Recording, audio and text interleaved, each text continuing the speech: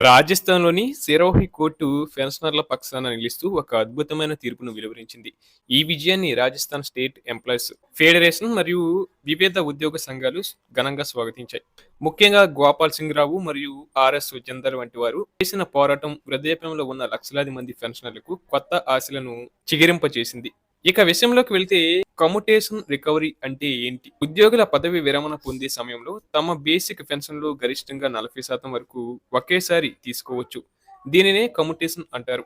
ఈ విధంగా తీసుకున్న మొత్తాన్ని ప్రభుత్వం ప్రతి నెల మీ పెన్షన్ నుండి 15 సంవత్సరాల పాటు రికవరీ చేస్తుంది. ప్రభుత్వం ఇప్పటికే 12% వడ్డీ లెక్కన ఈ రికవరీ చేస్తుంది. కానీ ప్రస్తుతం బ్యాంకుల వడ్డీ రేట్లు కేవలం 5% నుండి 6% మాత్రమే ఉన్నాయి.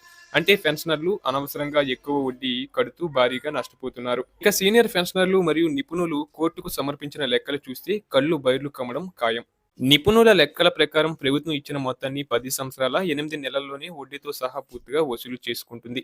10 ఏళ్ల 8 నెలల తర్వాత కూడా ప్రభుత్వం మరో 4 ఏళ్ల 4 నెలల పాటు రికవరీ చేస్తూనే ఉంది. దీనివల్ల పెన్షనర్ల వద్ద నుండి అసలు కంటే 183% ఎక్కువ మొత్తాన్ని ప్రభుత్వం వసూలు చేస్తుందని కోర్టు గుర్తించింది. దీనిని ఒక రకమైన ఆర్థిక దోపిడీగా భావిస్తూ భవిష్యత్తు రికవరీలను నిలిపివేయాలని కోర్టు కీలక ఆదేశాలు జారీ చేసింది.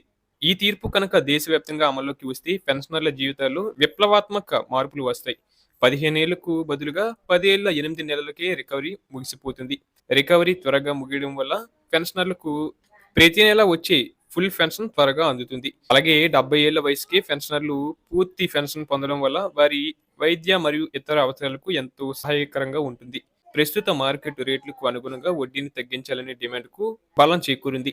ఈ తీర్పు పెన్షనర్ల ఆత్మగౌరవానికి మరియు హక్కులకు లభించిన పెద్ద గుర్తింపు. ఇది కేవలం ఒక రాష్ట్రానికే పరిమితం కాకుండా దేశవ్యాప్తంగా ఉన్న అన్ని పెన్షనర్ సంఘాలకు ఒక మార్గదర్శకంగా నిలవబోతుంది.